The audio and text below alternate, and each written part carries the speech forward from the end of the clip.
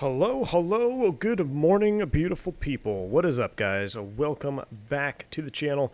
Glad y'all could join me this morning on this lovely, what is it, Wednesday? It is Wednesday morning here in North Texas for me. It's evening for some of you guys out on the European continent and all around the globe. Different time zones all around. So appreciate y'all joining me here on this early stream window, Block A, as we take the INI A300 from Fresno, California, down to San Diego. Great little flight here. I actually used to fly out of Fresno quite a bit when I was flying cargo, but I wasn't flying an A300, that's for sure. I was flying little props and Beechcraft and Pipers and stuff like that. But Fresno, this is the ORBX HD Fresno. And I'm telling you guys, it is one of the best airports, one of the best representations of an airport I've seen in quite some time.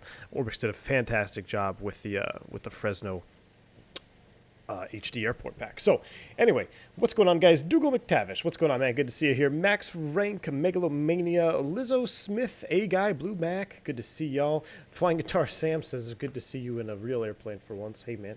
Those are fighting words over here. But yeah, this is a good quality airplane for sure. So good to see you here, Sam. Omar, Raiders Pride, it's just me, Flash. What's going on? 3:54 p.m. in the UK. Perfect. Should be a good window for you European guys out there. So let's jump right into it, guys. The internet seems to be holding out just fine. So we are going to hop into a cold and dark A300. I'm going to take you down to San Diego. It's a shorter flight, but I wanted to kind of do some more procedural things and really try to get some things down by the book a little bit here on the A300. Starting with a cold and dark cockpit here. You can see everything is off. The sun is just getting ready to come up over the horizon. I could smell the coffee. I could smell the grease and the oil and these old seats in this A300. Just this cockpit is so awesome. So let's get into it. Coming up to the overhead, we can see our ground power is already available. Let's go ahead and get our batteries online first. Dougal, it's a great time for you. That's awesome, man. Yeah, it should be a good time for you guys out in Europe. This internet seems to be pretty strong in the mornings, too. So we got 1, 2, 3 on the batteries, and let's go ahead and turn on external power. Gosh, I love that sound when it just clicks over. I'm going to go ahead and turn on the dome light, brighten everything up in here. We're a cold and dark cockpit, so we got to get our lighting set. It's kind of one of those things that goes unnoticed. Hold on, I got to turn down the X-plane volume here for myself. One thing that I love, and it's overlooked a lot, and I think by guys who maybe aren't, that don't fly in real life, is I love getting into a cold and dark airplane and just making it homey, you know, like getting the lights set up, getting my coffee set up, getting all my charts out. Now, we don't really use paper charts anymore, but back in the day anyway. So that's what I like to do here. We're going to get some overhead lights on. I'm going to get rid of this armrest that's kind of in the way. We'll turn these on here. We'll brighten all this up. Look at that, we've got all the lights on in the cockpit now. Absolutely fantastic. I know the IRS does take quite a bit of time to align, so we're going to go ahead and trip 1, 2, and 3 into a nav mode. You can see battery operation comes on and then extinguishes on all 3. That is good. Just like in the Airbus narrow body, we're making sure that the IRS can revert to battery power if need be. And now it is in align mode. I'm going to put this into heading status mode. It gives me a time and reference. Continuing to come down the overhead here. We're going to leave the cockpit door unlocked. That's fine. Let's go over to external power. We've got good power. I'm going to go ahead and put this on essential. I've said this before. This is really just kind of what to see what's going on. You can see which bus is loaded and how much amps are on each bus or the battery. Me personally, I just like to keep it right here on essential. It's up to you, unless your company has a different procedure. But want to see that, make sure you have a good ground cart, make sure you have a good ground power, especially if you're doing some type of ground start. I don't know if you would do that in the A300, but I know flying corporate jets and stuff, when we had to do a ground cart start, you guys may have heard from the corporate jet series that, you know, if you have a bad ground power cart, you can cause some issues. So anyway, that's a little bit about that electric indicator panel there. Oxygen levels look good. Everything looks good here. We're going to continue to come down. Fire loop test. Press and hold. Loop B, and you would actually move the start switch as well. But we're going to skip that just because it's hard to get everything in one frame with the mouse clicking and dragging. Engines 1, 2, and then you can also check the squibs. properly armed. It sounds like they're closing up the cargo door. Since we have cargo in the bay, I'm going to go ahead and turn on the smoke detectors. Even though we're on the ground here, I want to get those online when we have cargo in the compartment. Galley shed, let's go ahead and turn that on. Get our auto throttle system on, pitch trim, yaw dampers, all that can come on. And we go ahead and turn no smoking, seatbelt sign is on, and arm the emergency exit lights. That looks good, nothing else needs to be on. Continue with the alignment phase. Anzi Boy John, welcome back to Private Pilot, man. Welcome aboard, man. Good to see you here. Left your Zoom lecture for the nice stream. Oh, man. Yeah, those Zoom meetings can get kind of boring, huh? Alright, we can go ahead and clear that ECAM out as well. And I also want to check the engine page here on the ECAM. Looking at, we can do, we'll pop it up there. We do engines, hydraulics, make sure we have hydraulic fluids, make sure everything looks good. This is just the electrical power. And look at the APU page, looks normal. Just have the cabin door open there. No pressurization right up on the ground. Awesome. So we checked all of our fluids. That looks good. We no longer need that. Let's go ahead and begin programming the box here. We're going to do Fresno to San Diego. Line IRS. Yes, sir. We're going to be a FedEx. Is it FXE? I should probably know that. We're going to be FedEx 133.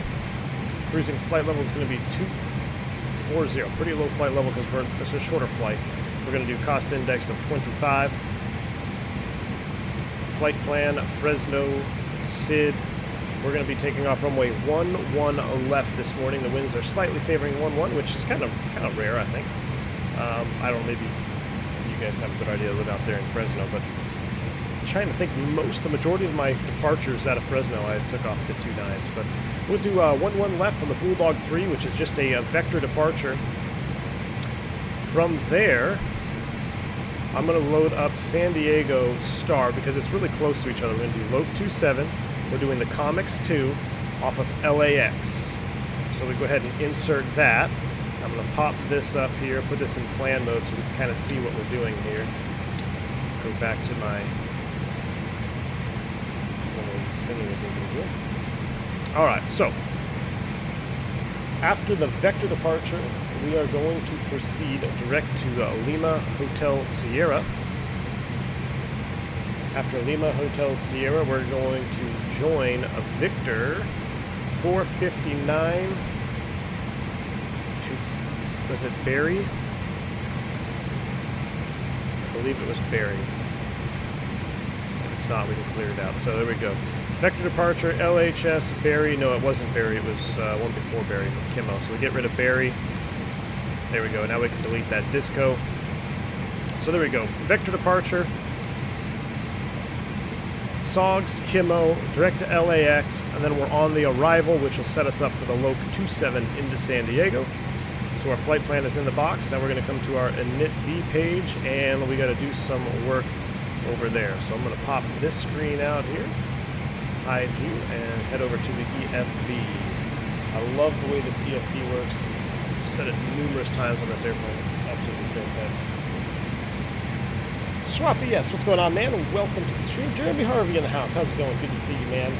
Max ranks says, I read it in the FCOM that the yacht amber stay off until the IRS is fully aligned. Question is that would be a thing. You know what? That's actually, now that you mentioned that, Max rank, there is something, I remember, like during, even in the narrow body, there's something to do,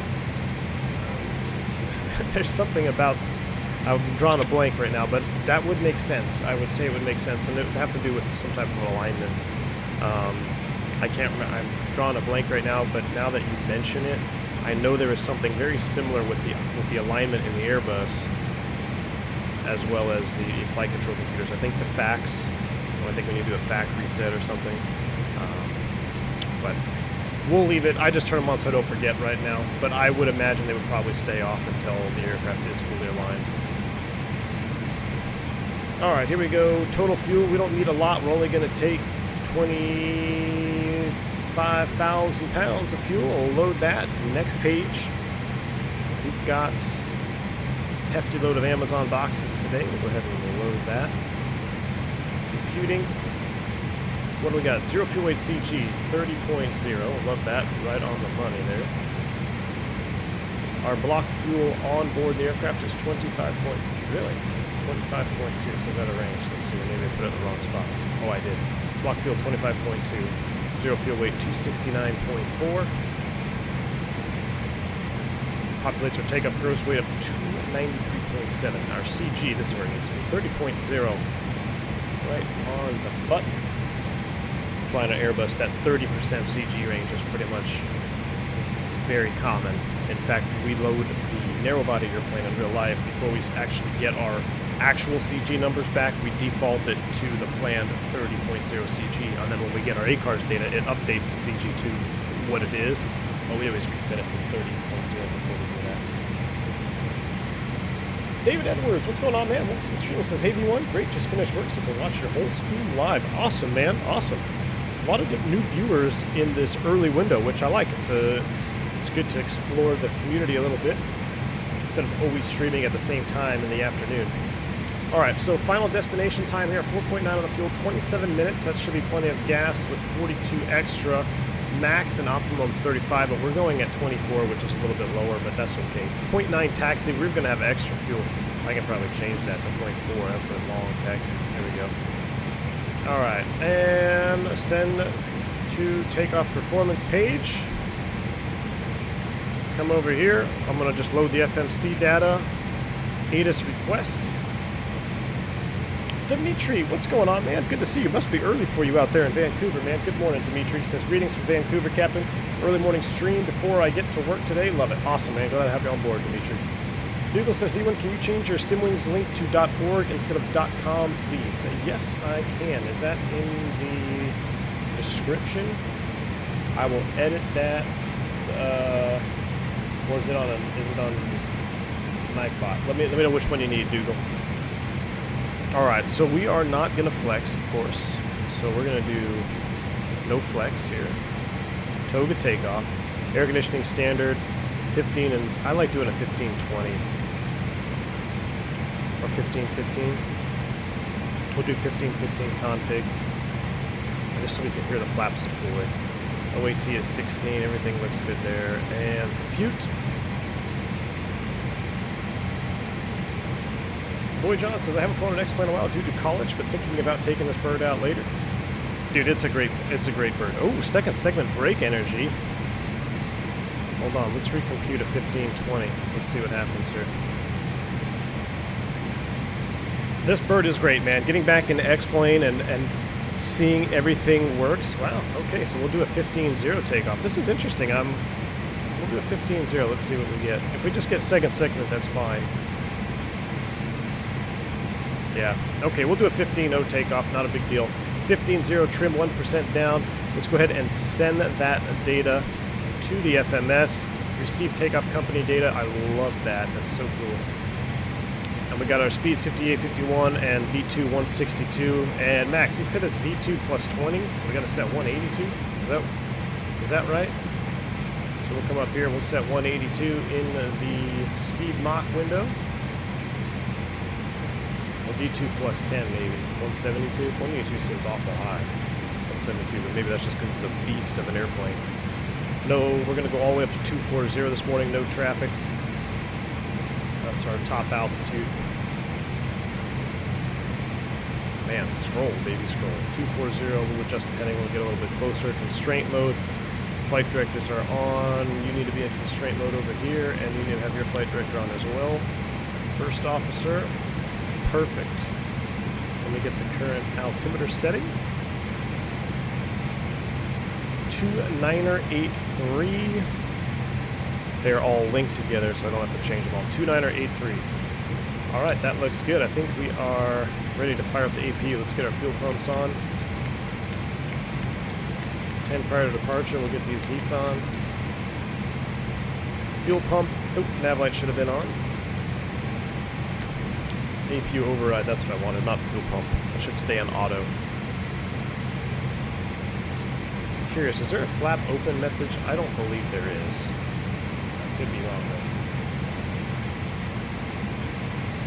Captain Austin, what's up, man? Are you flying back on VATSIM? I'm joining. I'm not on VATSIM today, man. Not on VATSIM.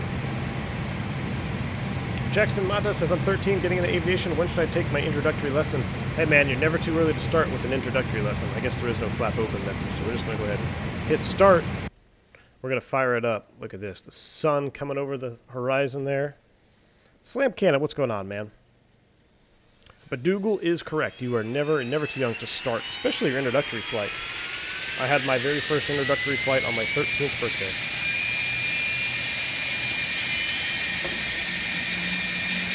How do you determine cost index? That's going to be given to you on your flight plan from the company. The higher the cost index, the faster you're going to fly, but the more fuel you're going to burn. Very common cost index numbers, 15, 25, and that's probably the most common. You do get a couple higher ones. You'll get 99 sometimes if you're late or if you're behind the 8 ball. Your dispatch is trying to hurry you up, maybe make up some time, you'll get a 99 cost index. Alright, back to the overhead APU bleed can come on a line. We no longer need the external power. Transfer that off. And I also want to verify that my APU generator is looking good. Alright, that looks good. We are fully aligned. Let's go ahead and lock the cockpit door. And let's run through some checklists, shall we?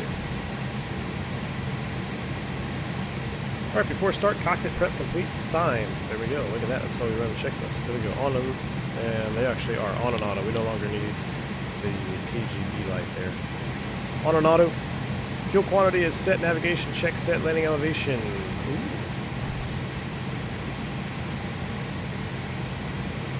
Basically 0. Is set. Altimeter set, both brake, anti-skid is normal. Windows and doors, we're going to close them. Beacon and parking brake. So let's go to ground operations, ground services. Let's start closing it up. We no longer need that. No loader, chocks, or external power. We get the beacon light on. And we are ready for pushback. Enzo, sorry man, scrolling back in the chat. I just saw your message there. Good day, Captain. I have one odd question, so be ready. Are you right-handed? If yes, is it hard to get used to using your left hand? Yes. I am right-handed, and it was a challenge to the first time you switch seats is when you're a student pilot, right, or going through your commercial rating, you sit in the left seat. And then when you become an instructor, you sit in the right seat. So you're instructing from the right seat. And that became weird because I was so used to using my left hand all the time that now I was using my right hand and my left hand for the throttle. So that was the first time that it was awkward. But after that, I instructed for quite some time, so I just kind of got used to switching hands. It's not a big deal. And in the simulator, sometimes if you're captain on captain or FO on FO, you have to switch seats during your recurrent. So, you know, you just get used to it over time. It can be a little weird though. The hardest thing is knowing where the seat adjustment is on, because I always reach down with whatever hand you're sitting on. If you're in the captain seat, you always reach down with your right hand. But then if you have to sit in the right seat, you try to reach down with your right hand and the seat isn't there. What am I looking for? Better push back. Ground to cockpit. Please show me where you want to go. We're just going to go straight back because this is kind of an interesting... Actually, we'll go straight back, and then I want you to pull us forward on the line. How's that? That should be an interesting push. Let's see how he does. Ground to cockpit. Tow is driving up. Alright, he's driving up. We are ready for start. Pretty much everything is off. We are rocking the Pratt & Whitney engines today, so Pratt & Whitney, we'll put that into transponder mode. And we're just going to leave it on 2000. The Pratt & Whitney engines, you do want to wait till max motoring before introducing the fuel. So, and what is the runway heading off of? 11 with KFAT 10-3 departure. Basically want you flying heading 112 on departure. Do it. Subscriber ahead. Look up. Do I prefer Microsoft Flight Sim or X-Plane? I prefer X-Plane for airliners right now, man. The airliners in the FS 2020, the Neo mod is good, and it's getting better every single day. But if you really want to have a study level airplane flight, you need to be an X-Plane 11 right now.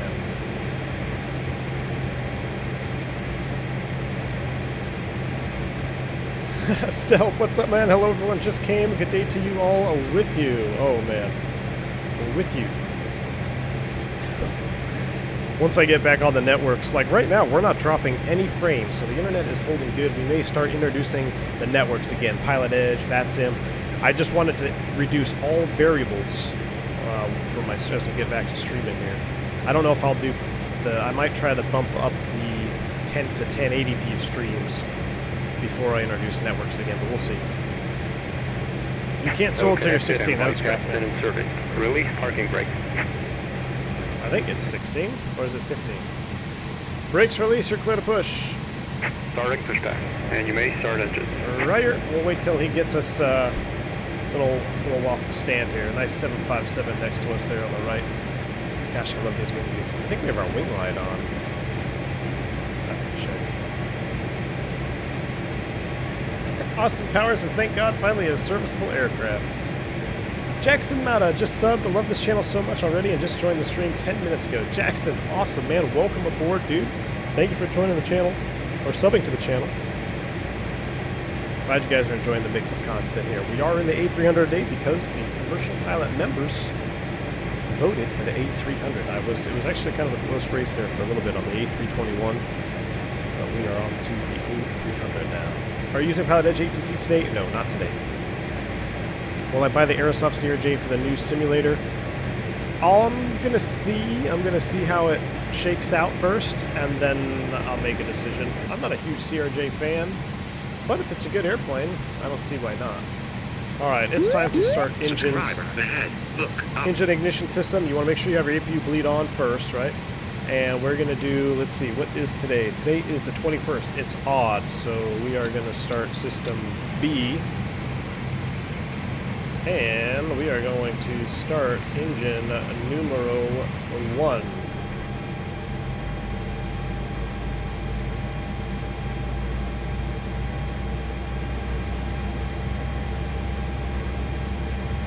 Jack says, thanks so much for taking the time to answer all my questions. Not a problem, man. I try to get as many questions as I can. I miss a lot of messages in the chat. It's hard to stream, just when you're streaming, you miss a message, it goes up to the top. Sometimes when I feel caught up, I kind of scroll back in the chat and answer the questions that I missed, so that's why sometimes you'll get a really delayed response, but I do my best to try to answer the questions. Jacory Pierce also subscribed. Awesome, man. Thank you. Flight time should be very short, man. We should be right about just under an hour. It's only, I think, 270 something miles, so it's going to be a short flight this morning. We're going to take off. We'll get to cruise. We'll start prepping for the localizer, which I've only done one localizer approach in the A300. It can be a little bit sketch, but we're going to do our best.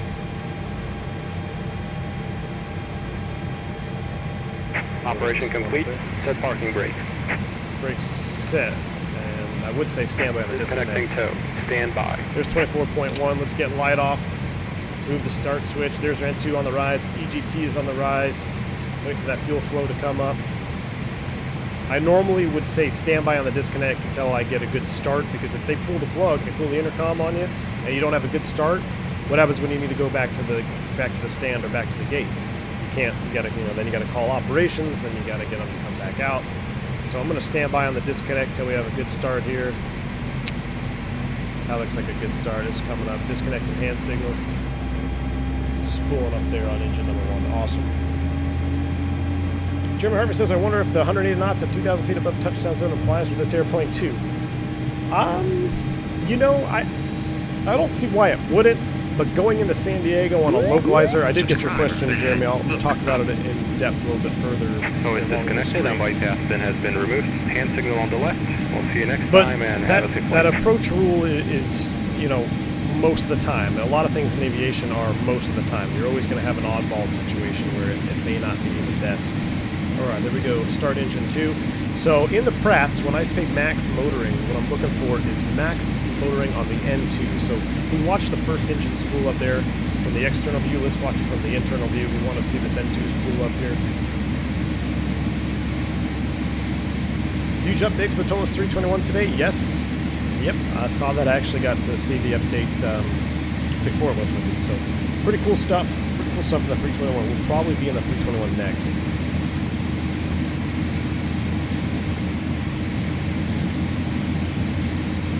So there we go, 21.2 on the N2, and this will vary depending on density, altitude, environmental conditions, and the strength of your bleed source. So if you're using an APU, if you got a really good APU, you're going to get a higher N2 max motoring than you would if you had a used APU or a weaker APU, or if you're doing a ground air start. 23.6.7, that's pretty darn close to max motoring to me. Let's go ahead and light off number 2. I have it down, but what I'm doing is I'm moving the start switches forward. We'll watch the light off phase there, another 7.5 off the right hand side. Love this airport.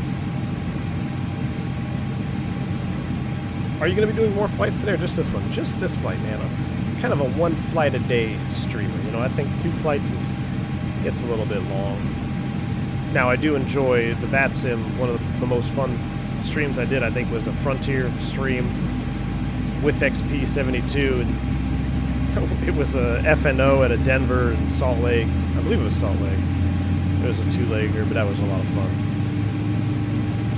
The Tools update is out. Excellent. Mitch says, let's help the captain and channel by clicking that like button. I would appreciate it, guys. It does help this channel grow. I have been away from making content for a couple months, so if you want to help the channel out, if you like this content, when you hit that like button, I guarantee it is coronavirus free, but it does help the channel out, and I would appreciate it. Alright, so we got 2 good starts. We'll go ahead and turn the crank off, APU bleed off, and we no longer need the APU. APU master can come off, storm light can come off, taxi light can come on. Oop, actually stand by on the taxi light. What we're going to do is set our trim 1% down. There we go, 1% down, and we're doing a 15 knot takeoff, a 15 to 0 takeoff. Let's pop those slats out there.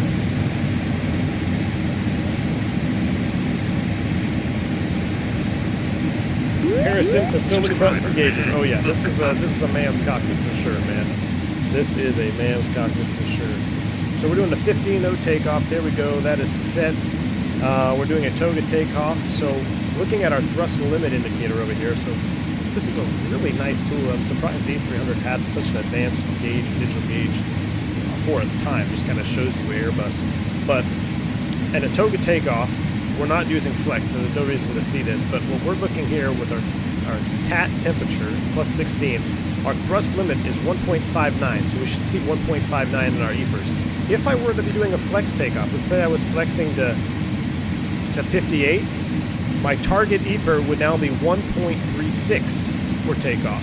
But we are doing a Toga takeoff, so we're going to be looking for 1.59 on the EPR on the takeoff roll. Auto brakes max, and release the brakes, takeoff config test, normal, taxi light on, let's get out of here.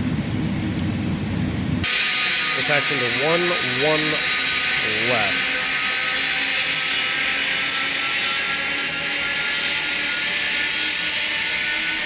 If that volume is too loud, let me know.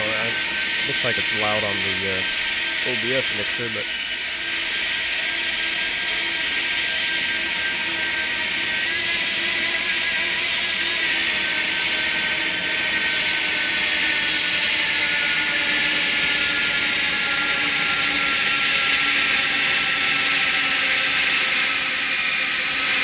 Beautiful airplane. This livery is awesome too, nice and dirty. I love dirty liveries. Hope I stay on the center line there. Alright, so look at our 10-9 page here. We're going to be coming out and making a right turn on Charlie to Charlie 12 to 11. We'll do a flight control check when we get out here straight on the taxiway. Will I get the rotate MD-11? Yeah, you bet, man.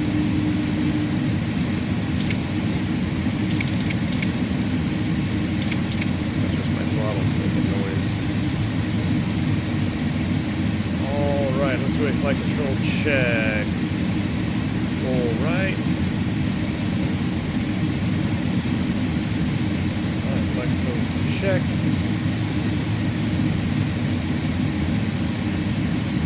We can do... we're going to select that on the takeoff, that's right. Let's go back to our checklist here, shall we?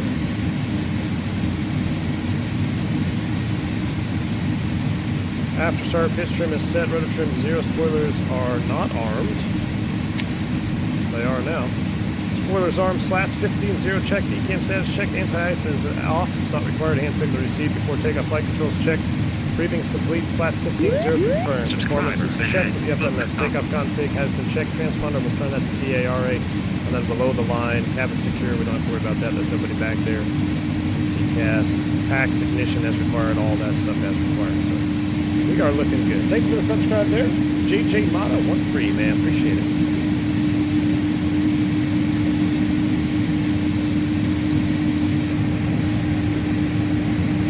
Beautiful morning. Beautiful morning here in Fresno. Robert McIntosh says, how about a Concorde run down under using the kangaroo route? Robert, you're onto something there, my friend. We're going to have to get back to that Concorde. That Concorde stream was one of the best Concorde, but I think that's the best stream this channel had. Which is funny, because it wasn't even in an Airbus. But that was a lot of fun, going across the Atlantic. Alright. All that's Charlie 10, we're going all the way down. Sorry for my swerving across the taxiway here. What's your frames right now? About 27, 30 frames. That's with ORBX HD Cali and HD Fresno.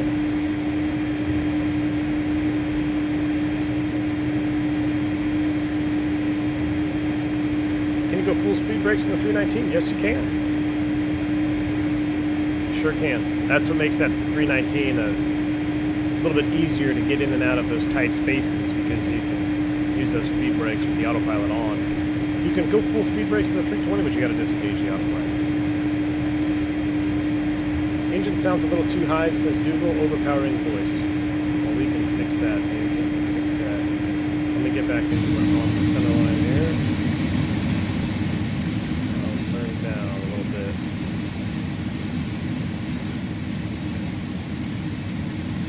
Alright, here we go. Let's go ahead and line it up. Line up on weights. One left. Transponder, go to TARA.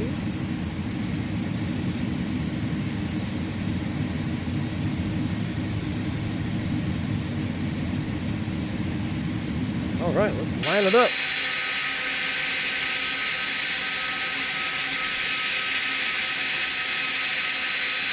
Still not very good at lining up this A300.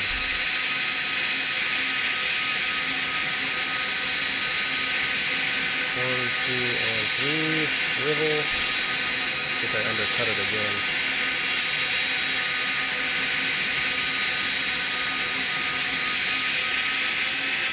Well, maybe not.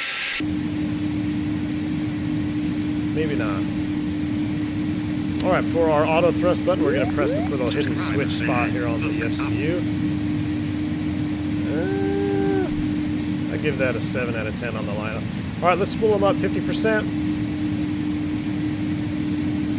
Looking at our N1s over here, looking for 50%.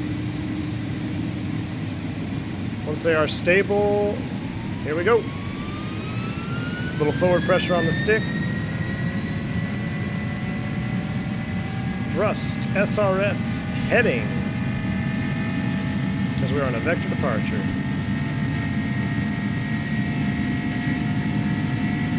Listen to those engines. 80 knots, thrust set. Look at that, 1.5A, 1.59 on the EPR. Neutral pressure by 100.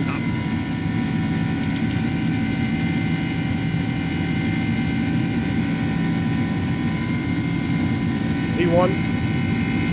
Rotate.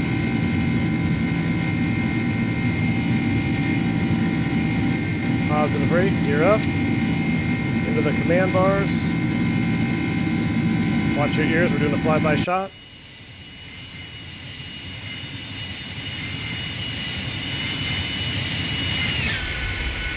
Gotta love it. Got to love it. FedEx 133 Heavy over to departure. A little aggressive on the pitch there. Alright, we're going to go, there's our acceleration altitude. We're going to go profile climb and heading. So we'll lower the nose, begin to accelerate. Thank you for the subscribes. We can't really see right now. We're going to go direct to LHS. And then back to nav. Flap 0.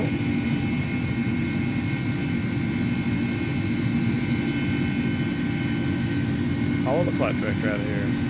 Looking good.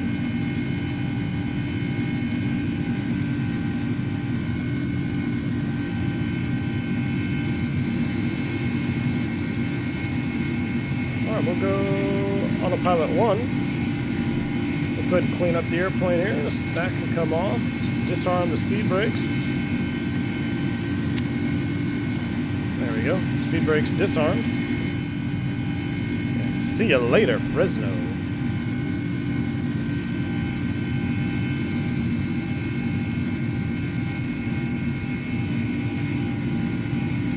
Love that ORBX HD. So nice. Wow, that is some climb. Yeah, we are relatively light, and that flex takeoff we're really climbing out. Oh yeah. There we go. Look at that. We're already getting ready to go through 10,000 feet. We'll go ahead and kill the lights.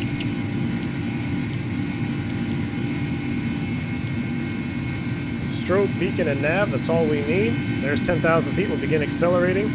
Another flyby shot here. How much does this module cost? So that's actually, glad you brought that up. This airplane has just now been announced to be on a 20% discount for 24 hours, celebrating their 2-year anniversary for I&I. So if you have been eyeing this airplane, now is your chance, because it is on sale for 20% off for 24 hours, I believe. That could be, unless that was an old post, but I remember reading something like that today. I got it. Hope that's correct. Alright, we're 12.6. We're climbing out of here like a rocket. These freeways here, everything looks so real. I spent a lot of time burning holes in the sky over California. Subscriber ahead. And this looks really good. Thank you for the subscribes there. Appreciate it. Carlos Mendez and the Gaming Raptor 124. Appreciate it.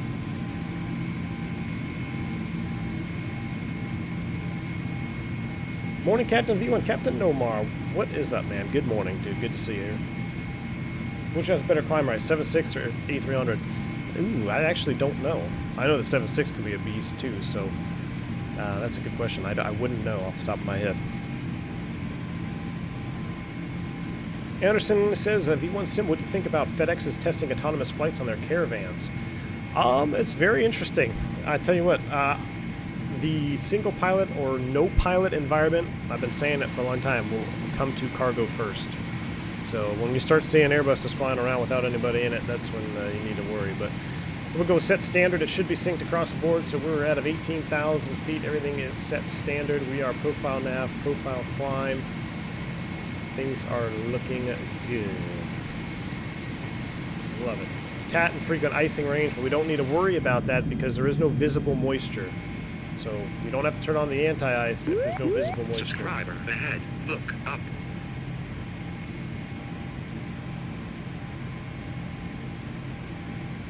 I&I Bills doesn't have a sale on their site. If they doesn't, they don't. Okay, then that's my bad. I must have looked at an old post. I was just looking at I&I the Discord this morning, so that is my bad then. I was in their Discord, so I apologize for that.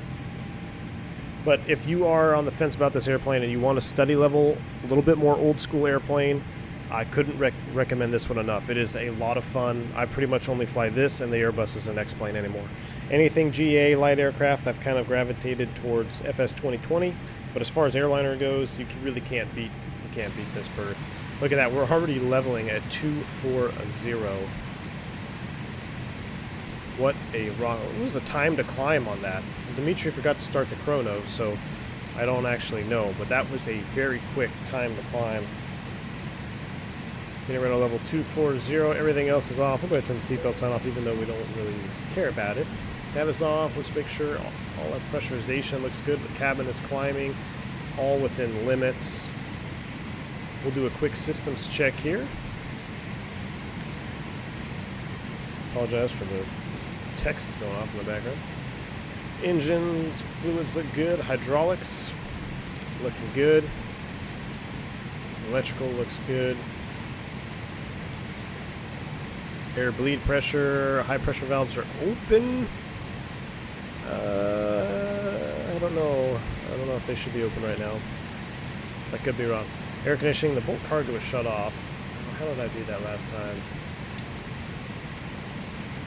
There we go. Now we've got that set. So we do have bulk cargo back there. Pressurization. Looks good. Everything closed within limits. Fuel is good. We're burning out of that trim tank there.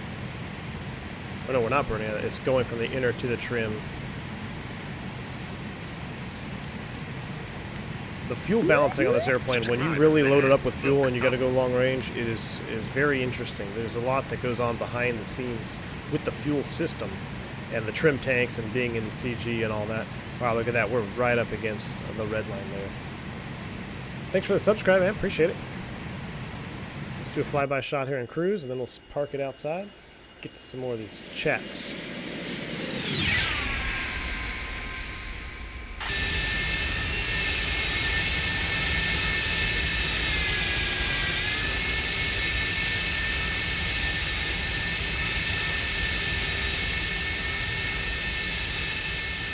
Turn it down a little bit. There we go.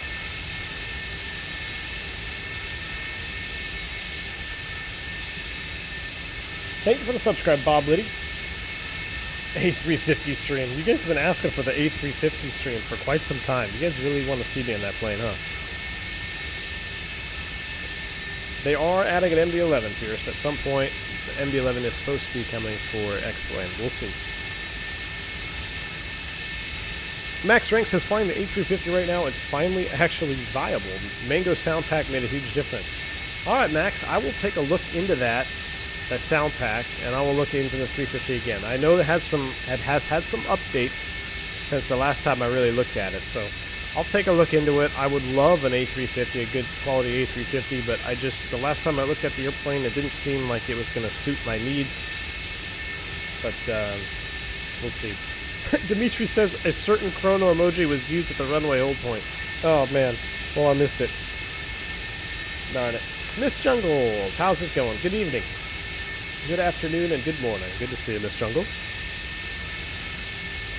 The sale is on October 24th. Thank you, Yorsori, for clearing that up. So on the 24th, the airplane will be on sale. So if you are looking at an airplane of this caliber, that would be the time to do it.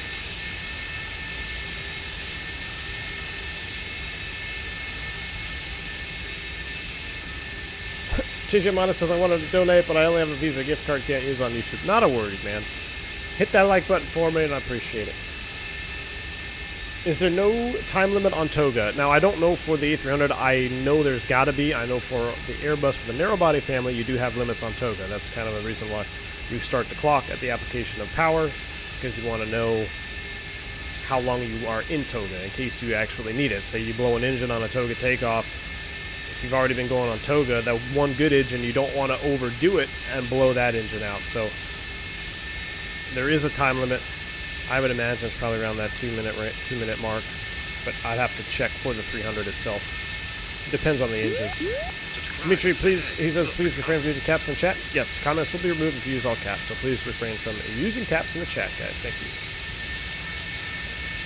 Shoden Cat says the last update on the MD-11 was from June. I hope it's not a dead project. I hope it's not dead either. I know it has been a long time since we've heard anything from them.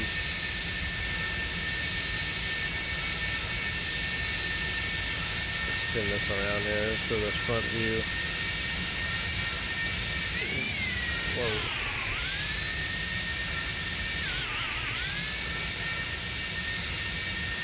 Which sim is that? This is X.11. Anderson says, I've seen some shots on their MD-11 Facebook group recently. That's good. Jeremy Harvey, when you can take a look at the question. Yes, a golden approach rule. So, you guys have been asking, and it's probably a good thing we talk about it now because we probably should start thinking about our localizer approach and thinking ahead of the airplane. So, you guys know that the approach rule that I always recommend is that 2,000 feet above touchdown zone. If you're at flaps 2 and 180 knots in the Airbus, whether it be the 319, 320, or 321, you will be stable, and that just kind of gives you a position to be at, a reference to be at for your approaches. So when you should not use that approach rule is anytime you think it's going to be a non-standard approach, such as maybe the glide slope, instead of it being our standard 3 degrees, is a 3.5 degree glide slope or a 4 degree glide slope, depending on where you're flying into. Could be steeper. Also, think about density altitude. If you're flying into a high density altitude airport, Denver International in the summertime, that's 5,000 feet field elevation, could be 95 degrees outside. The airplane feels like it is flying at 9,000 feet or something. It is a very high density altitude, and it takes a lot longer to react, takes a lot longer to slow down, and also takes a lot longer to accelerate. So when you're in those situations, that's when you really need to think about maybe adding some buffer room to that approach rule at 2,000 feet being stable at 180 knots. Maybe you want to bump that out to, let's say, 2,500 feet, or maybe give yourself an extra 1,000 feet at 3,000 feet above touchdown. So last weather update in San Diego was overcast 1,700, so that'll be interesting. 29084. 04084, so no problem there on the wind. Let's look at our approach plate here. We're going to be doing the Localizer 27 approach. So this is one of those approaches, especially it not being a narrow body Airbus. That approach rule really may have to have some buffer. So flaps 2 in this airplane really is a 15-15, right? Because flaps 1 is 15-0, then it's 15-15, 15-20, and then 30-40. So there's different flap settings in this airplane. I am going to configure this airplane earlier than I would normally, just because we don't want to be smoking down this Localizer approach here being unstable coming into San Diego. Now, an interesting fact about the A300, I got a family friend who actually flew the A300 for Pan Am, and they said when they first started going into San Diego, or they were planning on going into San Diego before anybody actually flew in there, that parking garage was going to be, if they were on a profile or maybe slightly below the normal profile but within limits, the wheel trucks on the A300 would actually be pretty darn close to impacting one of the buildings, and I believe it's that parking garage. So you know why San Diego has that very long displaced threshold. If we look at the 10.9 chart here, let me pull up the 10.9, airport 10.9.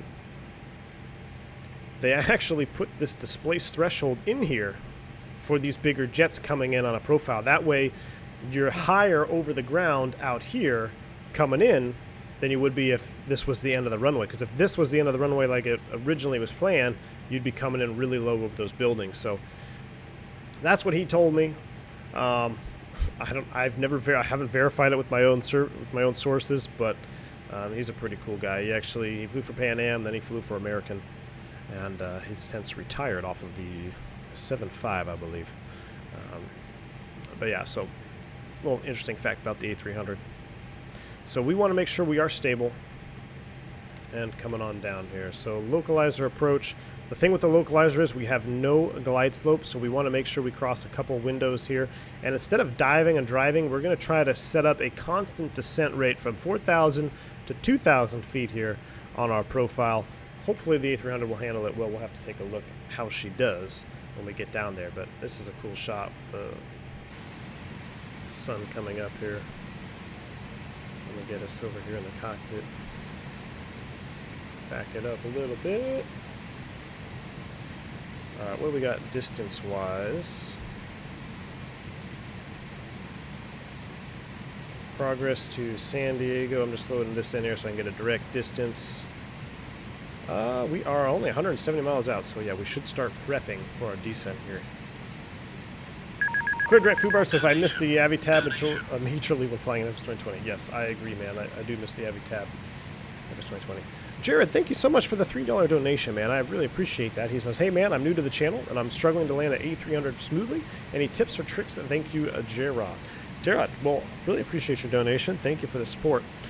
I don't know how smooth I'm going to land this puppy, but I will tell you that this airplane, first of all, I hope you have some curves on your system. So real quick, if you're using the A300 yoke, just show you real quick my response curves for roll, or let's see, no, pitch. Yeah, so for pitch, I have a little bit of a response curve here just to kind of dampen that twitchiness. And then I've also reduced the overall Let me see if it's. I'm going to show you real quick again here. I can explain it. So for roll, so you see I've backed this down to about 80% instead of being 100%. So it's a little bit more gradual of a curve. You don't really need that full, the full curve. You see here in pitch, I've dropped this down to 80%, and I added that little dot there just to kind of smooth out the twitchiness of the airplane. And I think that it's just a simulator limitation. You really need to just have a full. If you don't have a full yoke in front of you. Our hardware yokes, whether using a joystick or the honeycomb yoke, it's not going to be the same as the real airplane. So to kind of compensate for that, I use that tool there to kind of minimize the twitchiness of the airplane in the sim. But to get a smooth landing in this airplane, you really need to be on speed. Being on speed is crucial in this airplane, and we'll talk about it as we fly the approach. So let's go ahead and set up for the approach while we're looking at it here. For takeoff approach mode, we're going to be doing a 30-40 landing.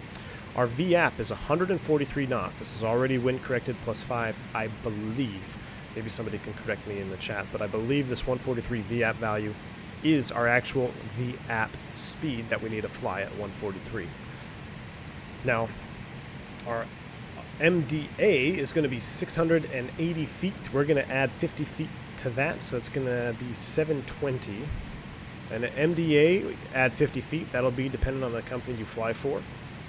Our final is 3 degrees, which it's actually a 3.5. Can I change this? I don't know if I can. Whoa. What did I just do? Final lap, 3 degrees. Huh.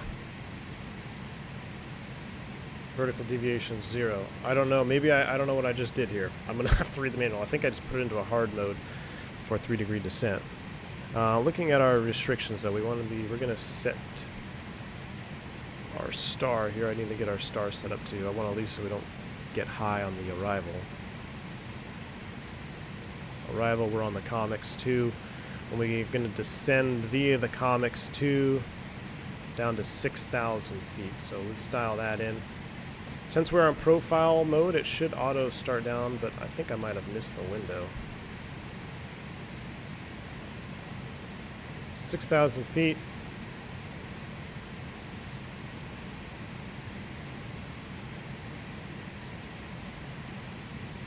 I don't know, it doesn't say we're high, but I do not see the window to start down. I think we already passed it. So let's go ahead and start a vertical speed descent.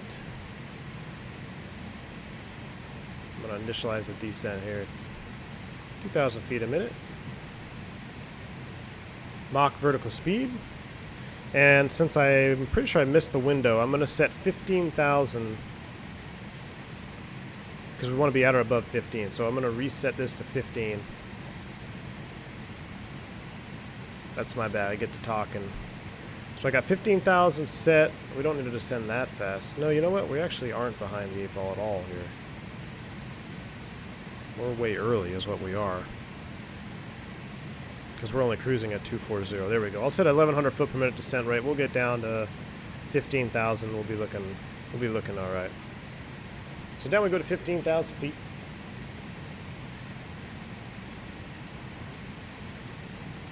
Our DH, what do we say, 720? But remember, our DH is different than our MDA, so it's actually going to be 680. So if we look at our approach, our MDA is 680 feet. But if we look down here at the minimums window, the MDH, let's see this parentheses, is actually 663. So we're going to set 665 there. I don't know if that should match or not. Match the box or not. But we got a DH of 665, a decision height, 665 feet above the ground. The minimum descent altitude is an MSL altitude. So 680 feet MSL is 663 feet above the ground. We know we want to cross a REBO at 2,000 feet. So I'm going to set REBO in here as a reference, REEBO. This is going to come in handy here. So I got a bearing distance to REBO. Thank you for the subscribe, man. Appreciate it. I think I just activated final approach mode. Is that what I did? I don't... I might have. You know, we could probably recruise it, though. Can we recruise it? Look, I'm going to show you guys a trick. Let's see if it works. So in the real airplane, we should be able to recruise. I'm going to set 20,000 feet here. And then we're going to go cruise altitude of flight level 200. There we go. Look at that. I think... Will that recruise us?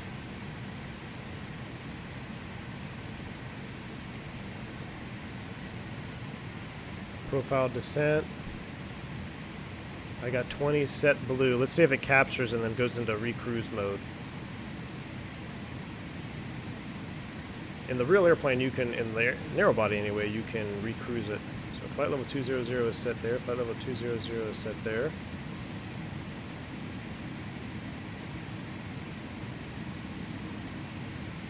The TD was ahead more. I activated it early. Alright, well, not a big deal. Oh yeah, it wants to slow down. I see that. We're not going to let that happen. We'll set 320. So if you make a mistake like I did, I'm just going to go, there we go, leveling at 200. If you make a mistake like I did, activate the approach phase early. It's going to want to slow down to that VAP speed that we talked about. Just take over manually. I'm going to set 320 in the window. I told it to level at 20,000 feet, which she seems to be struggling to do.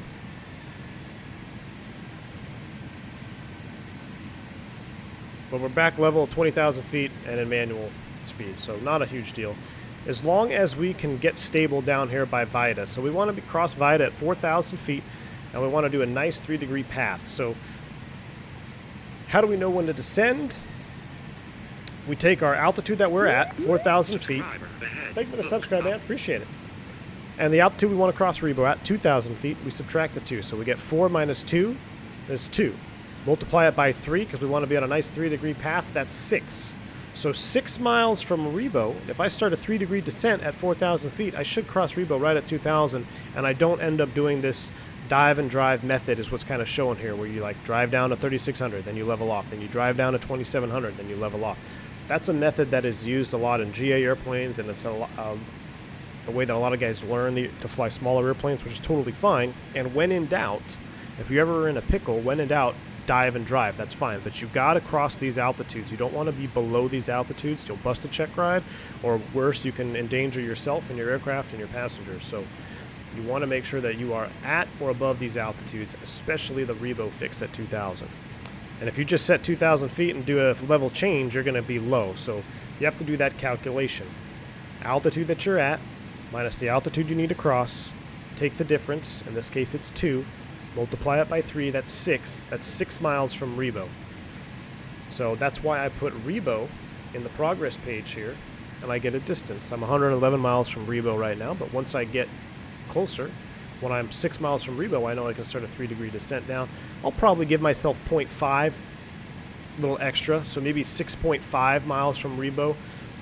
I'll start down, just so I have a little buffer room there, because I'd rather cross Rebo, you know, I'd rather be at 2,000 a half a mile prior to Rebo than be a little bit high and then have to catch up on this 3.5-degree path down to the MDA. So I know it's a lot, but hopefully you get somewhat of the gist of that. In the modern airplanes, it's much more simple. Now, I believe you can actually do a flight path vector, and you can do an FPA 3-degree here, but I don't know how to get this to represent on here. I don't know if it's fully modeled yet, but we're going to try our best manipulating the vertical speed and using the bird. So for those that know the bird, the flight path vector, if you put the tail on the horizon, that's a 3-degree descent. We want to be at 3.5, so we're going to have to put the tail of the bird just a little bit below the horizon to really maintain that 3.5 degree.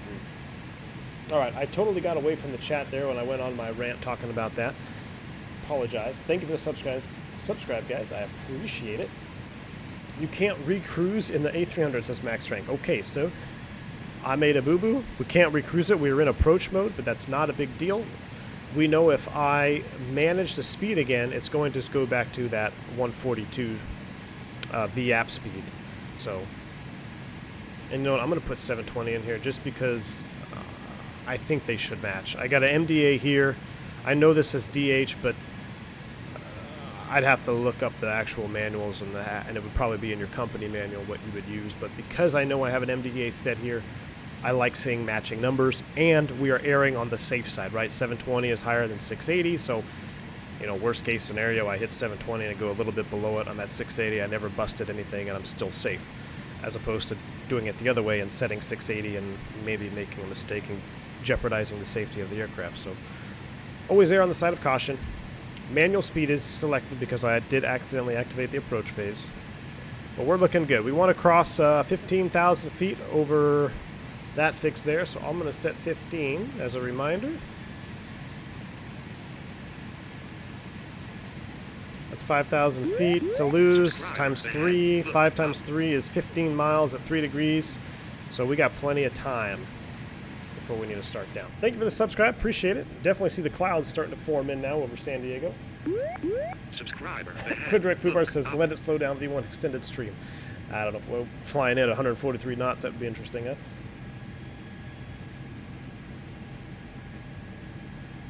That is the wrong Nightbot route, by the way. I never did update Nightbot. I apologize for that. Matt Burgess says, cheers for explaining V1. You got it, man. Hopefully it's clear as mud. And as you see me fly it, it might make more sense. And if you really want to get a full in-detail pause video, I have, if you go to my pilot series on the channel, I have a very in-depth video tutorial on how to do a localizer approach in the Airbus A320, and you would apply that to the A319 and A321 as well, and you can apply everything in that video to other aircraft that you fly as well. So it's the real-world localizer procedure video on the pilot series on my channel. I go into a lot of detail and I pause the video and things like that, so check that one out if you are still confused. Yeah, we got a solid overcast layer in front of us now.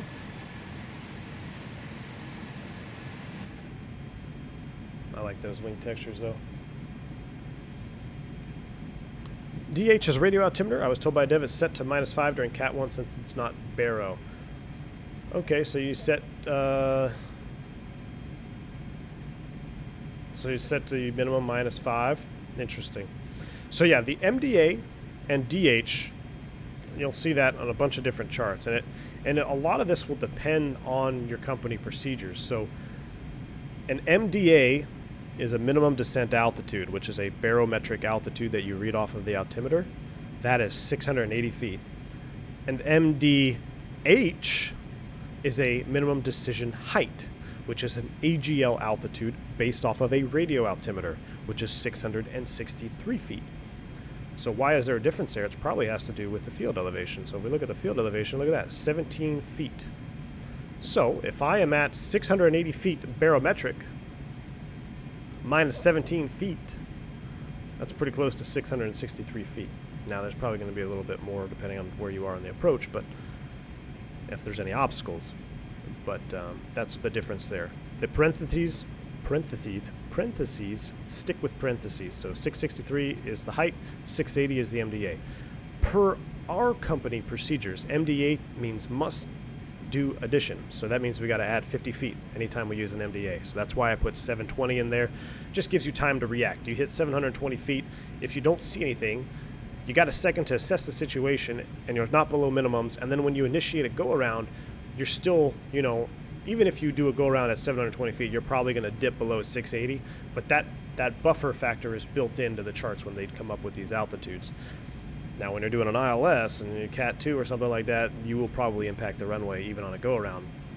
But having that 720-foot set, assess the situation, you don't see anything, go around, it's just a little bit safer. All about safety. So, all right. We are about 25 miles from Liege. Let's go ahead and start a nice little trickle down here. Dang it, stop scrolling on me. I'm going to do a 1,200 foot per minute descent. Down to 15,000. 2984 was the altimeter setting, so let's set 2984 is set. We're going to do auto brakes medium. If you guys are having issues setting your auto brakes, make sure you reset your gear handle. If you leave the gear handle in the up position, you cannot set your auto brakes. So if you can't press the auto brake, you got to reset this. Now, I don't believe you can arm max. Interesting. In the Airbus narrow body, you can't arm max. It's only a RTO mode, rejected takeoff. But we're going to set medium brakes, flaps full, and that should be that. Oh, we also need to set the localizer frequency. 110.9, which I believe I already did. 110.9, and our final approach course will be 275 degrees.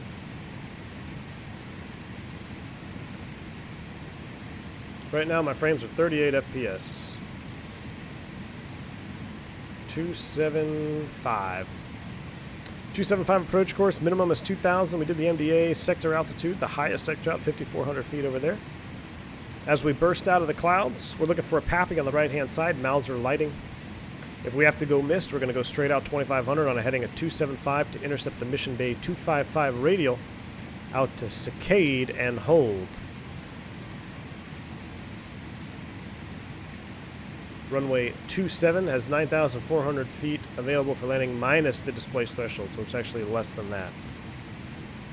Be a left-hand turn off, the double back, and we're going to head to the cargo ramp. Any questions? No questions? Awesome. There's 18,000. We're at a standard flyby shot.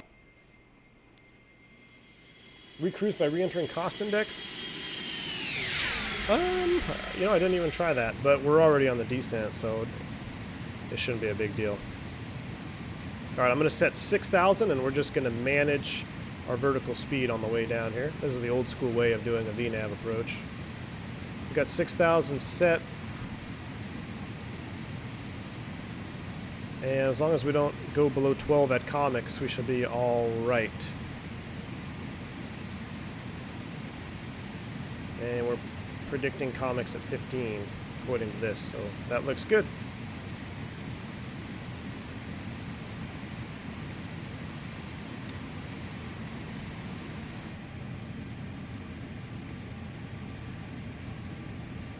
Carter Joel says, I have to run. I'll catch up later. Good luck on the landing. Thank you, Carter. Have a good one, man. Can you do some sort of setup reveal? What do you mean a setup reveal?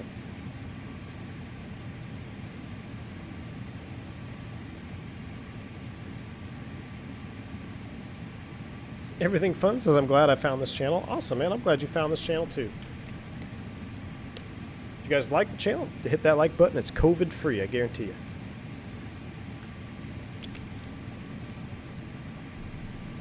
FedEx 80 clear to land Lester B. Pearson International 27 left. Negative, Ghost Rider.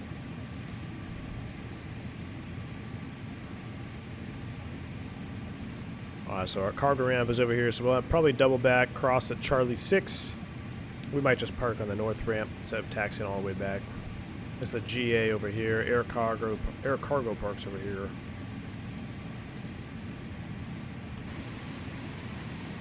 I'm going to set up these pop-out windows as well. So when I fly the approach,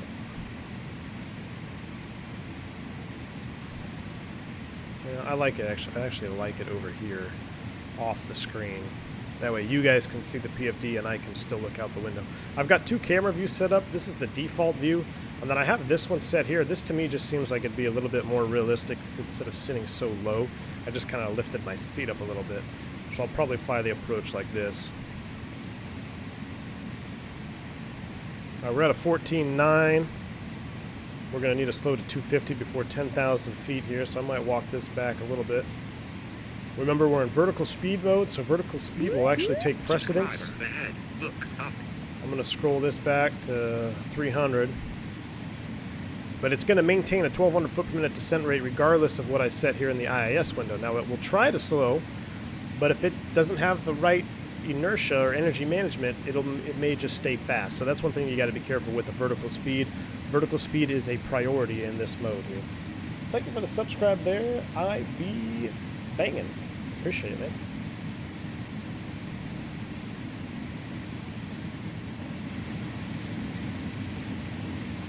So you can see it is slowing to 300 there. That's good.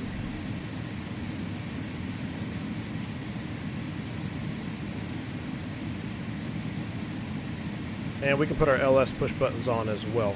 So in the Airbus, modern Airbus, we actually have a localizer only button, but we don't have that in the A300. So we're going to have a glide slope reading here. Probably it probably just stays centered, but we're not going to worry about that because we are doing a lateral navigation only, and all the vertical navigation is on us. All right, you hear the engine spooling back in there. I'm actually going to just let it keep coming back to 250 knots. We're looking good at this 1,200 foot per minute descent rate. Lantern is at 9,000 feet at 230 knots. So, you know, we can actually bring it back even more. We can set 230. Subscriber ahead. We'll use the speed brakes if we need to.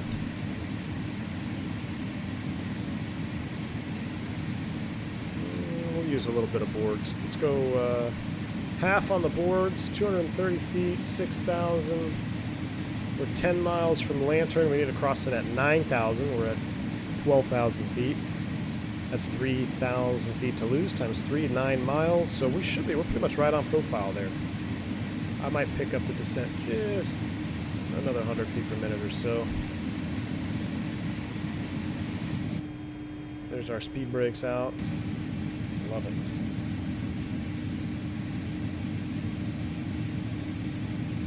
Can the A300 long haul? It can go pretty far, man, if you load it up with fuel. You definitely got to you definitely have to be cautious of your fuel burn. You'll probably definitely be doing a step climb. Like a picture of your setup for X-Plane or something. I've posted them before. Once I get my full-time setup, I'll post it. I essentially just have an L-shaped desk and a honeycomb yoke, got a Warthog side stick, and a SATEC throttle quadrant. Dimitri says, I've yet to fly descent in this plane where I did not use the boards to slow down. It definitely gets a little slippery, man. She definitely gets a little bit slippery. Alright, there's 11. We're at 230 knots, so I can go ahead and stow the boards. And about 1,000 feet, there's 10,000, so let's get the lights on here.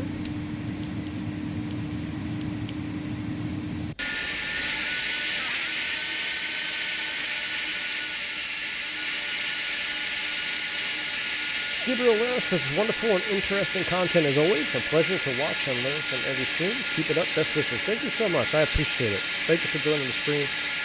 Thank you for being here hanging out with me on this fine Wednesday morning.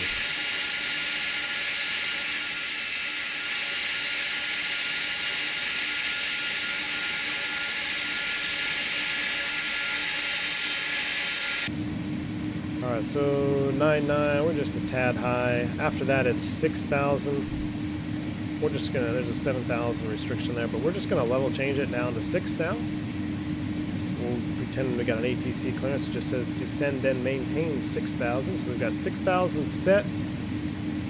Level change mode, 230 knots. Thrust should be at idle. It is. Looking good.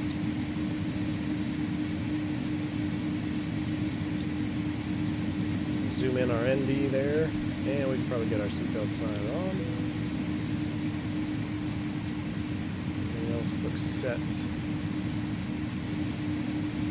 Oh, nice little bit of lag there. Alright, back to our approach chart. That's our arrival. 095 heading after Nadu.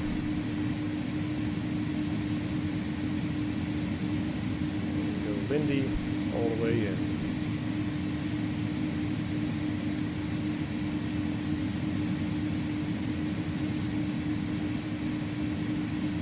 How do you know if the PAPI is on the right or left? Yes, it is depicted on the chart. It is something we brief.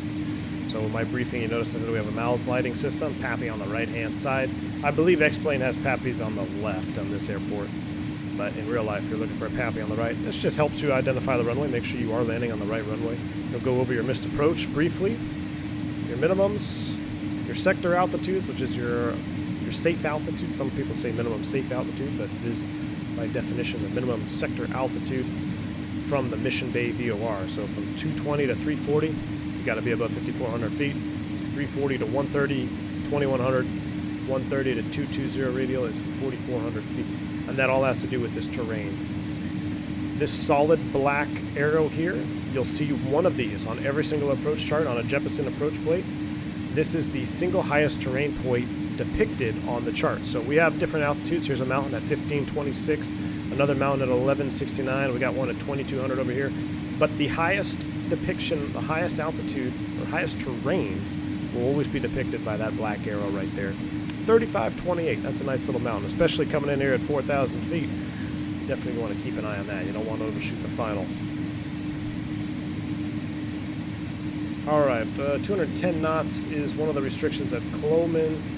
We'll go ahead and dial it back to 210. Probably going to need the brakes, and then we're going to have to get those flaps out here.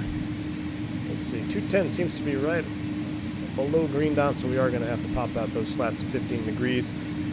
Don't like flying around at green dot clean if I can help it on the approach.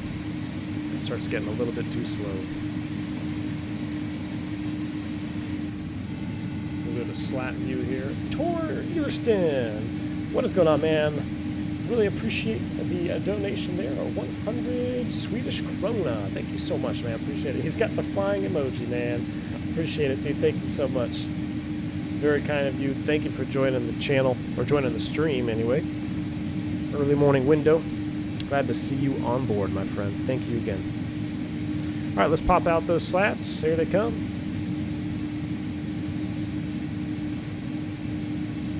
I like that little flying bird emoji, man. Love it.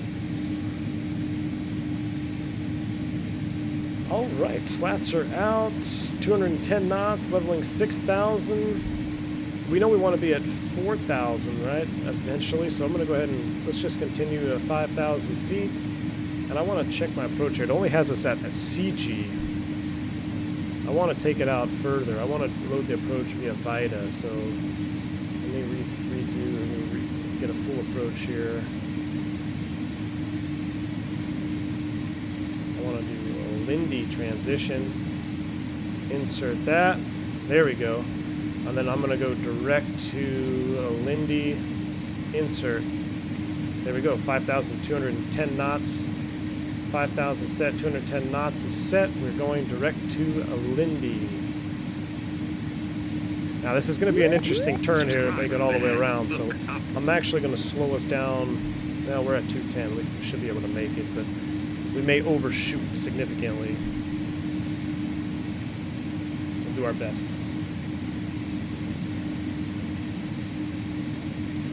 Thank you for the subscribe, Keith. Appreciate it, bud.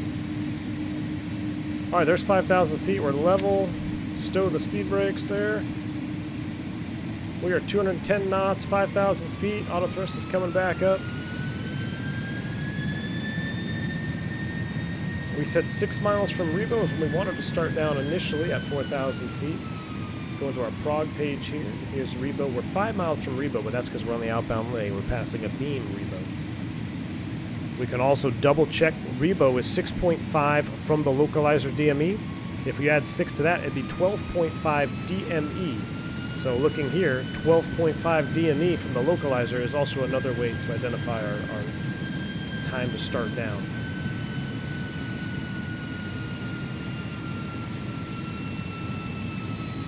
Because we have to make this really sharp turn, I'm actually going to lower the radius of turn by slowing to 180 knots. Well, we'll do 190 knots, and then we'll extend flaps 15 here. So here's our S speed. We're going to drop 15 here. Subscriber ahead. Look up.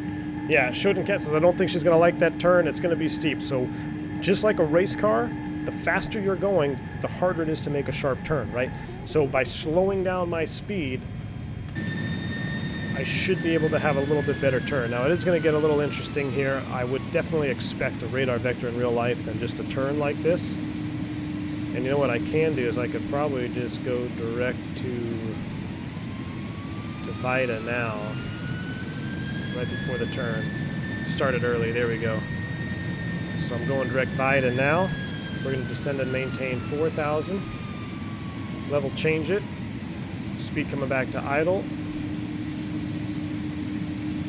And we're in the turn now.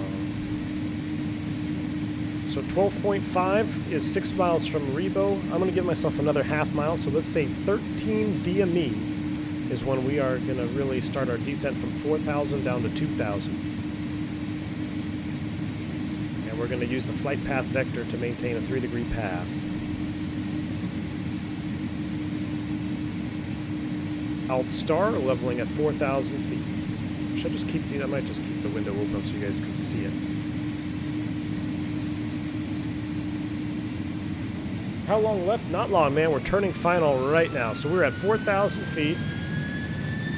Engines are spooling up. I'm going to go ahead and hit VL, localizer capture. It's captured. So now, things are going to get a little sketchier. I'm going to let her stabilize.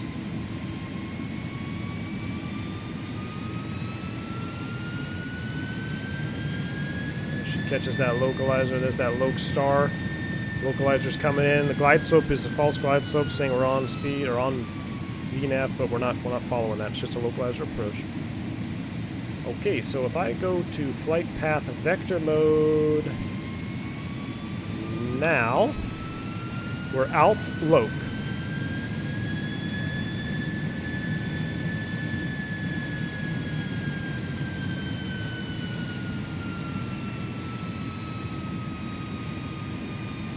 Wish I could dial in the flight path vector there. Alright, there's 12.5. Let's go ahead and start. Oh no. Start her down. Oh my gosh, this stupid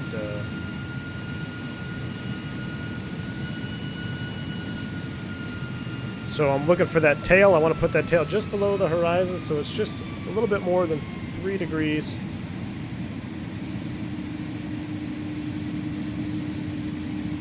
And what we have for our go-around altitude is 2,500. We're going to leave it at 4 because we don't want to set our go-around altitude yet and capture it. I'm also going to start manually setting up for...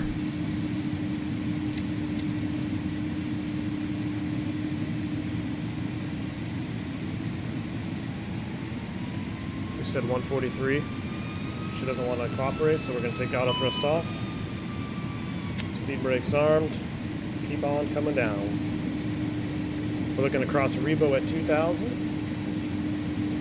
I'm actually going to take control of the airplane. Rebo we said was 6.5 from the localizer. We're 8.9. I'm going to go to my flying mode here. Disengaging the autopilot. Oh, got a little bit close there. 143 on the speed.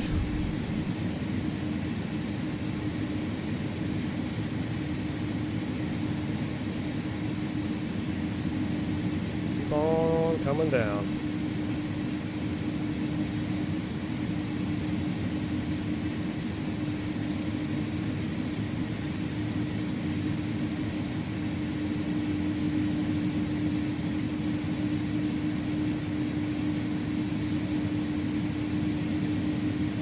A little bit steep there on the descent there. Let's go ahead and shallow that out.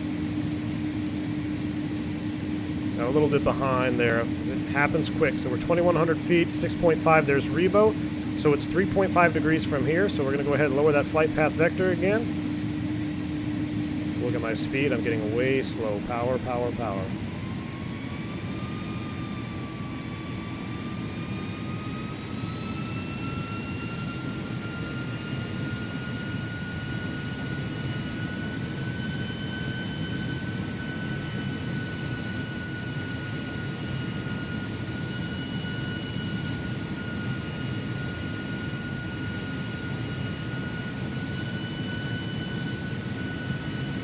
Coming down, baby.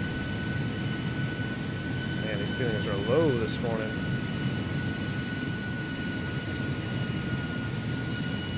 Wow, I totally lost the localizer. Come back on that localizer.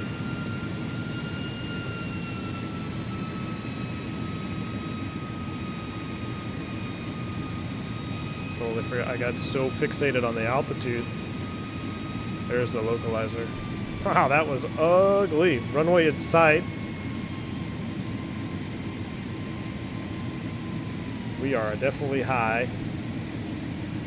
Let's see if we can make it work here. Correcting. We might have to go around on this one. Totally lost that localizer there.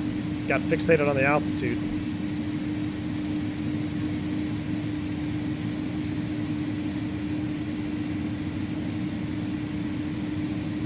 Totally got fixated on the altitude. So we're 1,500 foot descent rate correcting. If I don't see any reds here by 200, correcting. Sink rate. Correcting. Sink rate. 300. Sink rate. This would definitely be Sink rate. there's two sink Sink rate rate. calls. Sink rate. This would be a go around in Sink real rate. life. Sink rate. All Sink right, rate. let's do it. Sink rate. Go around Sink flaps. rate. Actually, this is where you got to be careful here in the A300. You get that pitch up. We're going around. Positive rate.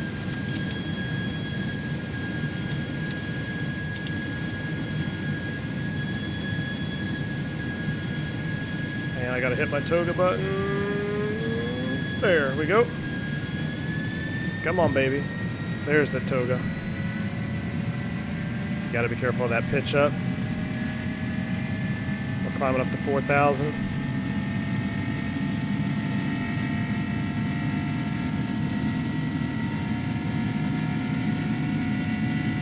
I'm going to go autopilot 1 to help me out here.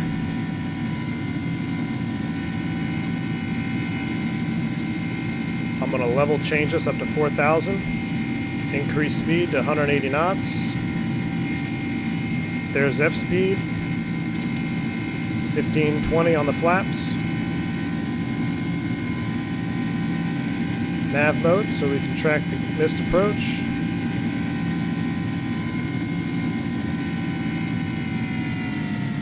Thrust is coming back. There's 180 knots. Let's clean up the airplane. Gear handle neutral. Spoilers disarmed.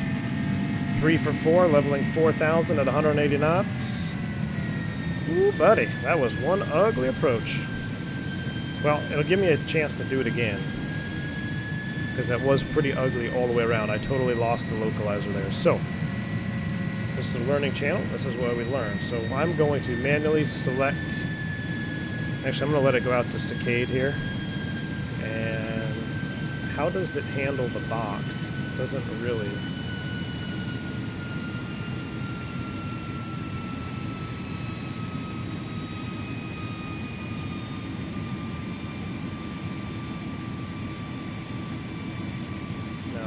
Just curious why we're in the go-around phase here.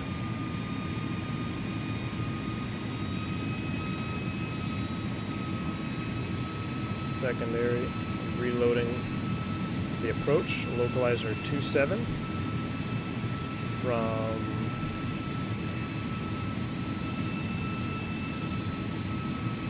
no star, there we go, from CG. So secondary. How do I activate secondary now is the question.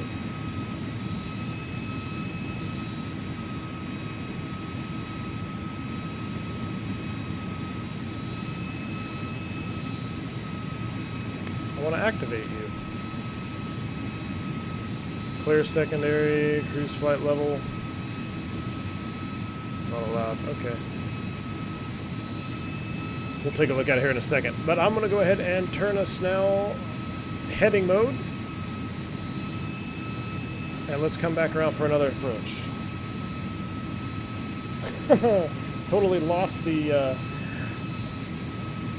track of chat there. I apologize, guys, but that was a gnarly handful and localizer approach to minimums that I totally. Pretty poor job. Pretty poor job.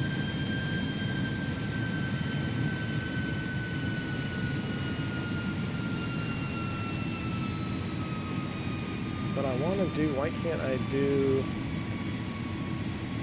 let's just do new route, KSAN, network, invalid entry, okay. Well, that's not good.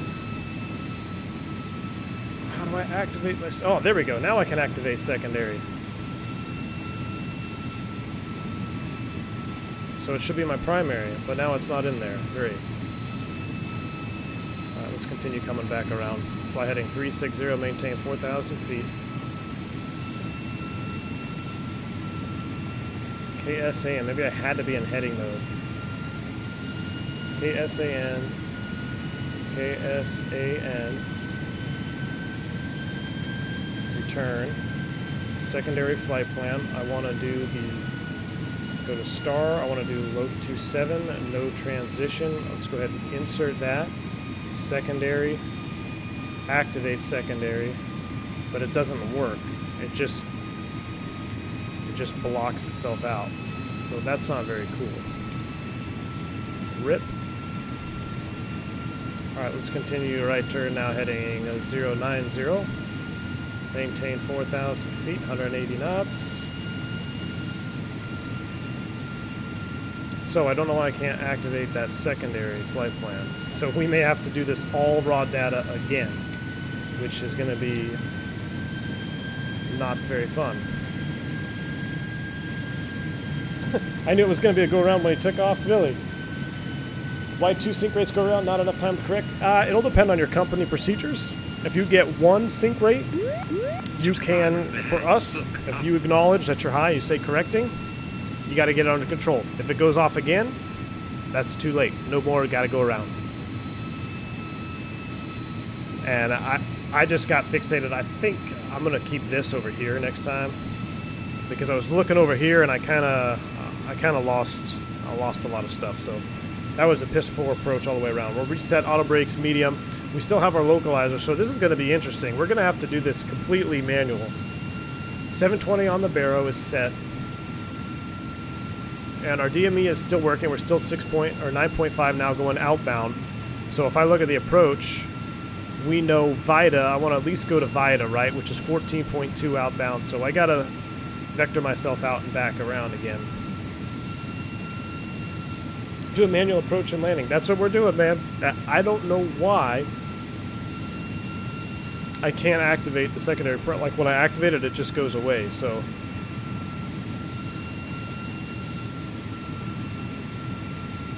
I don't know if there's something in the box here.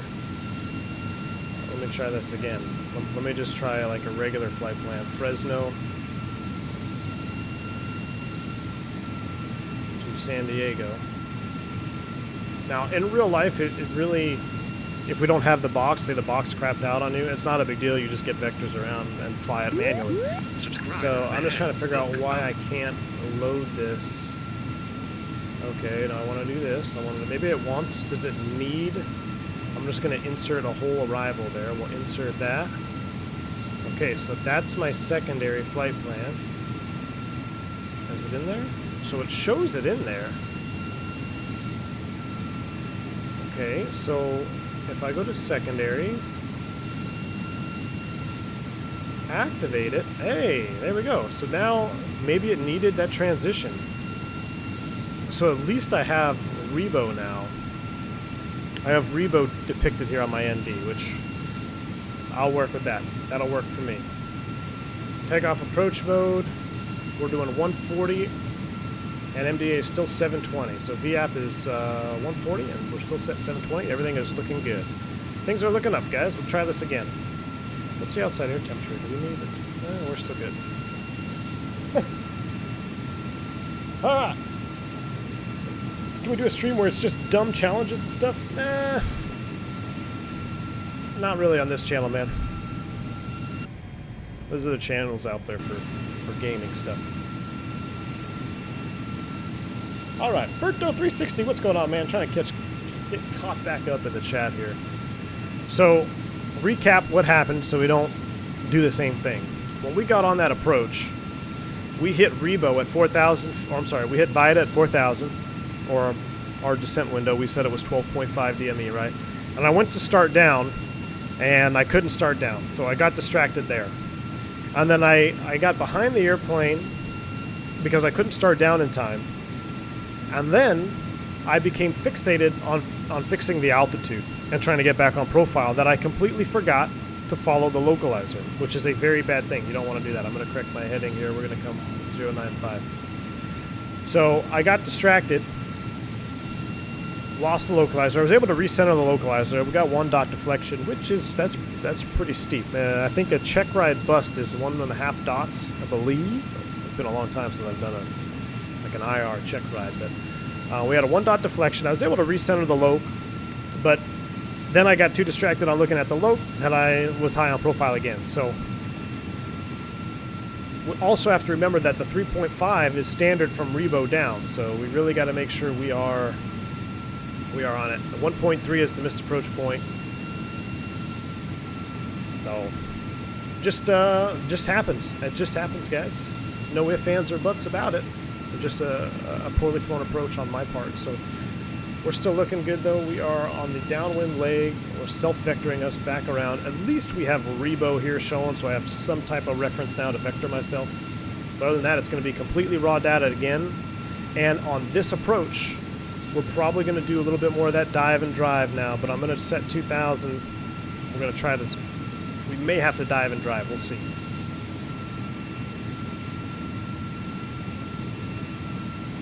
Couldn't you just use LNAV? Yeah, to make it easier. Of course, we could do an RNAV approach, but I don't want to. What's the fun in that? Since I am new, I have one more question. Do you do long-haul flights? Yes, I do. You need an ominous theme music playing when giving that debrief.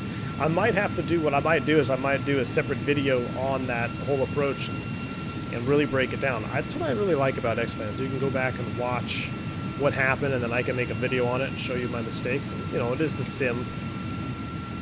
I would hate to think I would make that kind of mistake in real life, but in the sim, it's good to see that. And it keeps you honest, man. It keeps you honest. It definitely does. There's nothing wrong. We all make mistakes. You just got to make sure you keep the airplane safe.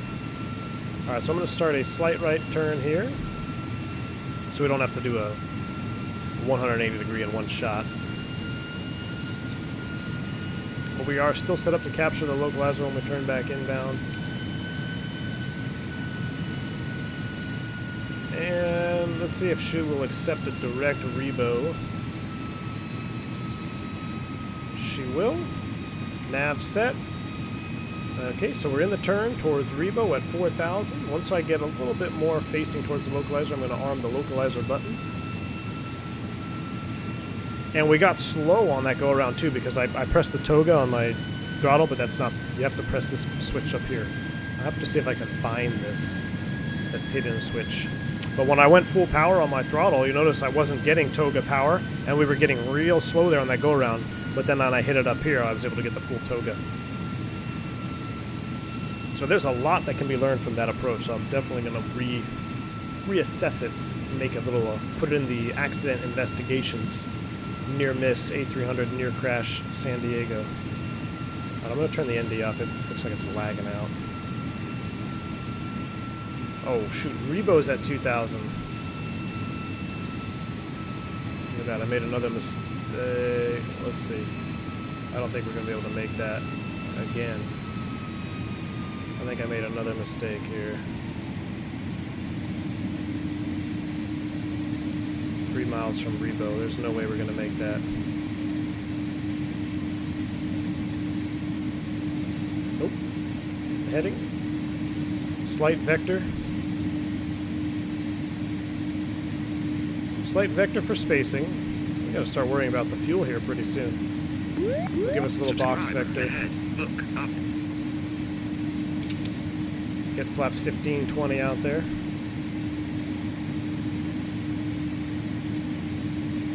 I'm gonna set 3,006, somewhere below that. So this would not be an authorized procedure right here. I was thinking Rebo was a different fix. Not a problem. We caught it, though. We caught it. We don't have enough gas to be fooling around. What is our gas?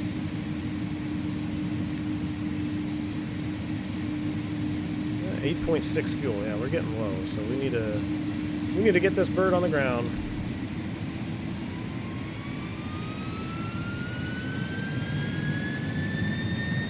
I only have ever flew one Airbus, the A320. It's a good bird, man. That's a good bird.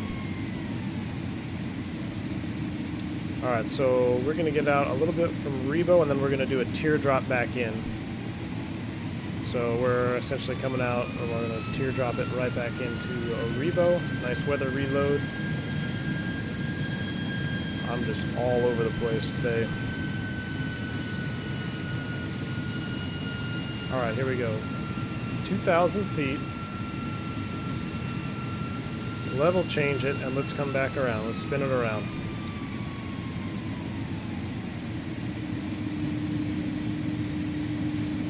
helps if you scroll the right button.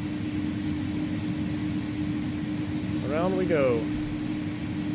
360 on the heading.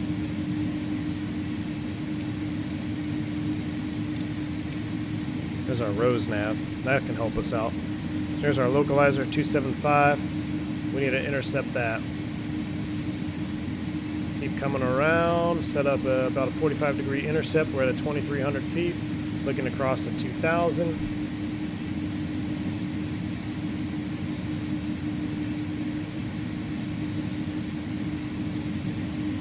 Not on sale till the 24th. That's right. Dougal's got it right there. That was my mistake. But it will be on sale the 24th. A little bit slow there. Get some power, please. Thank you. Localizer armed. Loc Star. Here it comes. Localizer's turning inbound. You can see it coming in. Once we cross Rebo,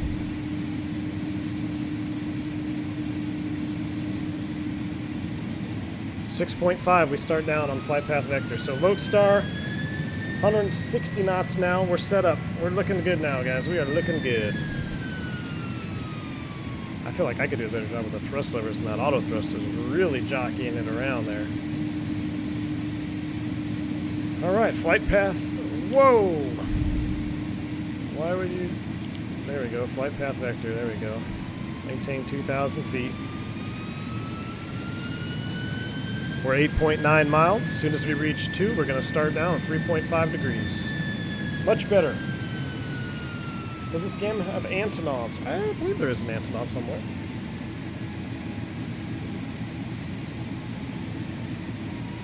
I'm going to just double check my VAP speed now because I wonder if it's 139 corrected for weight. So we're 1 mile prior.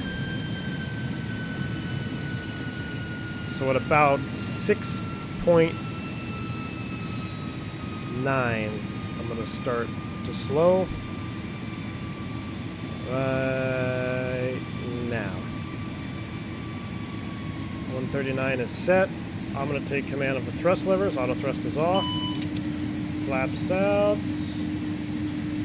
Autopilot off. Down we go, 3.5 degrees. Flaps full. Helps if you lower the landing gear.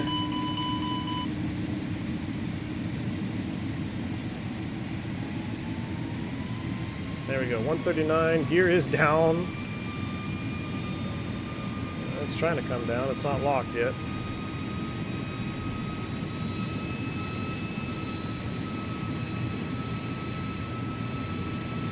There we go.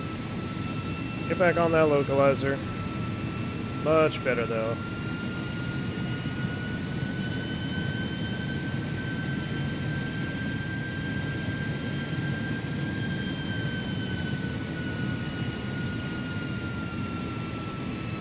Go to my landing view now that I can actually see. Much better profile there.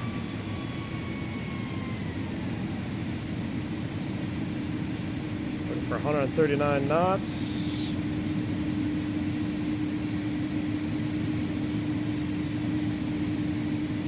I don't know, that VAP speed seems really low. She settles in right at that descent rate, about 1,000 feet a minute. We are cooking.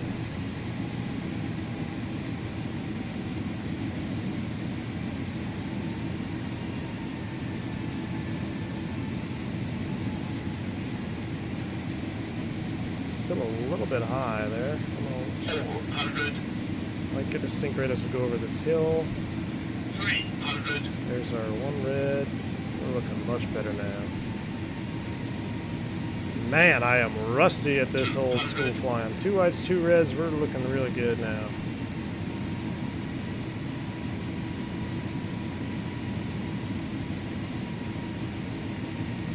Really big displace threshold. Don't want to get in the habit of dragging it in.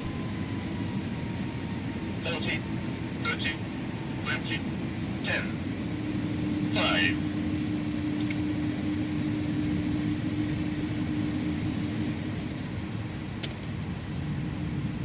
Spoilers. Reverse green. Wow, it feels good to be down. That seemed like a butter and a half. I got the new landing speed 3.33 in there. 136 feet per minute. 70 knots. 40 feet above the threshold. 2 feet from center line. I will take that. Wow. Most passengers don't remember the approach if you butter the landing. That looks pretty darn good to me. 136 knots on touchdown. We were looking for 139, so it was an ugly, ugly approach, but we cleaned it up there. Ladies and gentlemen, welcome to San Diego. The pilot obviously has not had enough coffee this morning. Let's go ahead and clean it up. We'll cross down there at Charlie 6, I believe. Charlie 6, taxi to the ramp, FedEx 133 Heavy. Welcome to San Diego. Ay, ay, ay. They can't all be winners. There we go. That's Bravo 8. Woo! Butter alert. That was definitely a butter, man. I like that landing rate. So I got that new landing rate 3.33. I don't know if it's new, but I haven't been using it in a while since the landing video. I really like having all that information. Distance over the threshold, your speed at touchdown, distance from center line, rather than that other one that just pops up in your face. I would be lying to you guys if I said my hands weren't getting a little sweaty there on that approach, man. I apologize for my pretty poor instrument flying skills. There's no way to sugarcoat it. But that's why we do this. You guys can learn from my mistakes. And the best part about X-Plane 11 is we have replay mode. If brake fans are hot, we'll go ahead and turn those puppies on there. Got a little toasty coming in. And we're clear to cross. Charlie 6 to the ramp. I'm going to go ahead and fire up the EPU as well.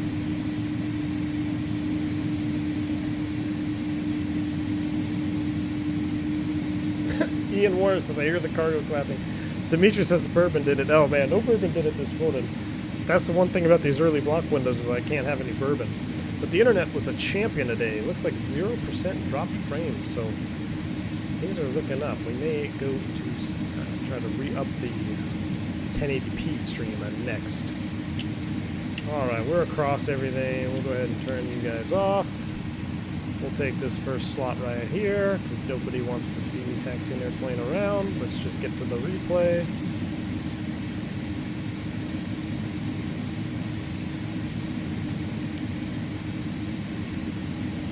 Probably a pretty poor parking job as well. Brake set. I'm not going to shut it down because I don't know how it handles replay. So we're just going to go right to replay mode. Let's go straight into replay mode. I'm going to throw you guys straight into the replay screen. Let's back it up. And let's watch it from here. Ooh. Flying Guitarist Sam says you're flying a 2-pilot airplane, single pilot without a type rating, so I think it was fantastic given the circumstances. I appreciate it, Sam. Appreciate it, man. All international airports in California look the same. Yeah, pretty much. Parallel runways, westbound, eastbound. Mr. The Man 260 says it's okay, you're an Airbus pilot. We knew it would be a struggle. Isn't that the truth? Dougal McTavish next siblings group flight is Saturday, November 7th. 1900Z, Cape Verde Islands, the TBM 930. Ooh. I will check my calendar, Dougal, because I've been telling you, man, I promise I will participate in one of these group flights. I will. Gotta do it. Birdo360 says aviate, navigate, communicate, great landing. Thanks, man.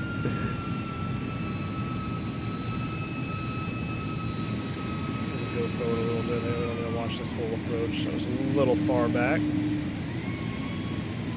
So 157.30 is where we want to be. I like seeing these buildings coming in here. You'll have to go to the other extreme on a weekend V1. Mega late stream when everyone in your neighborhood is in bed. Then the bourbon can flow. I like that. I like that idea, Fubar. That's a great idea, my friend. Doubletree Hotel is right over here somewhere. Chocolate chip cookies, one of my favorite overnights. Don't want to drag it in over that threshold. We'll just watch this one wing view and we'll see some outside shots because that's my favorite. Look at that. So, for those that are new to the channel, your target is 50 foot above threshold on center line. So it's 2 feet. I'll take that 2 feet. That's like one tire length. So I was a little bit low over the threshold, but still within, you know, plus or minus 10. We're all right there. Touchdown 136 knots. We were looking at 139 was our VAP, so our VREF is probably pretty close to 136. So that's pretty darn spot on. And our touchdown was 137 feet per minute. That is the butter for all intents and purposes.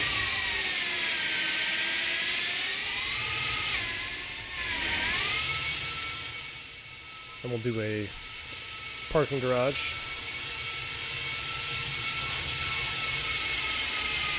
See how high you are coming in over that blast fence? That's because the threshold is way over here.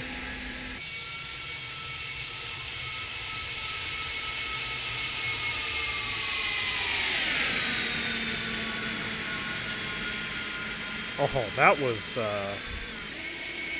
what was it, right about here? That might be one of my better 300 landings that I've done. That one was pretty darn smooth.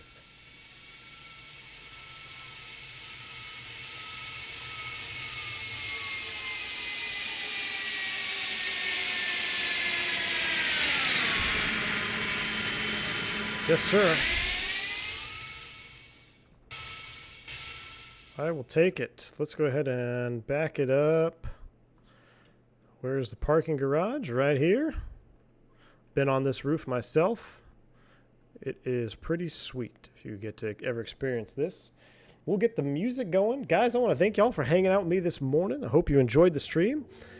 Hope you learned something from my mistakes there and my instrument flying abilities. I am actually going to do a full breakdown of this approach, and then I'll put it in that safety video series that I got going on. I think it'll be really cool for you guys to kind of see what happened. We'll go over the pilot factors and all that. But I appreciate it, guys. Everyone hanging out in chat. All the donors, mods, sponsors, really appreciate it. If you guys are in a position to donate, hit that like button for me on the way out. It really helps the channel. Oh, yeah. In real life, you can actually hear the snap of the wingtip vortices after the plane goes past you on the approach.